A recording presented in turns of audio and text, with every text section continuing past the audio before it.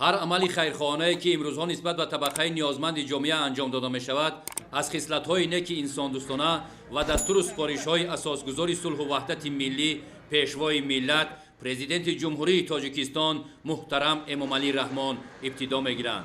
کاروان ماشین‌های پربار که شماره‌شان 40 عدد را تشکیل می‌نماید صبح امروز با کمک‌های پیشوای معظم ملت محترم امامعلی رحمان برای مردم وادی رشت به راه برآمدند.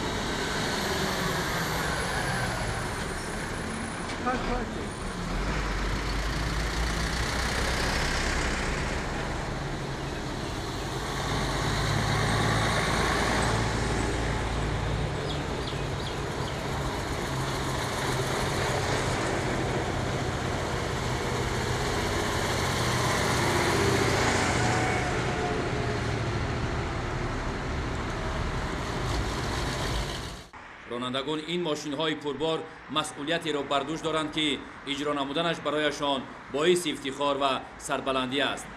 در این برابر رانندگان دیگر سواری ماشین‌های پربار با حس بلند مسئولیت شناسی و افتخار از دولت و دولتداری کمک‌های پیشوای معظم ملت را که بهر تدبیرهای پیشگیری از پنه‌شوی و معالجه سریع بیماران گرفتار کرونا ویروس کووید 19 نگرانیده شده‌اند به طبیبان و دیگر کارمندان ساحه تندرستی ناحیه‌های منطقه رشت برده می‌رسانند.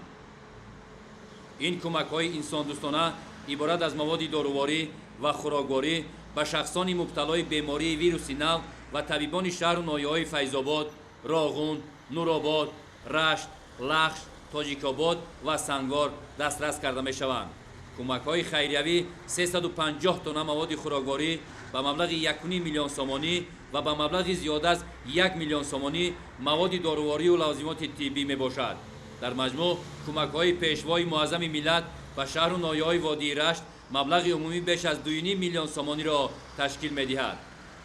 با مؤسسه‌های تندرستی شهر و ناحیه‌های فیض‌آباد، راغون، نورآباد، رشت، لخش، تاجیک‌آباد و سنگار لوازمات ضروری طبی از جمله مواد داروواری در این شب و روز به آن احتیاج زیاد بوده، لباس‌های مخصوصی طبی، دستپوشک‌های طبی، نقاب‌های مخصوصی حمایت کننده، عینک‌های حمایت کننده طبی و نقاب‌های طبی دسترس می‌گردد.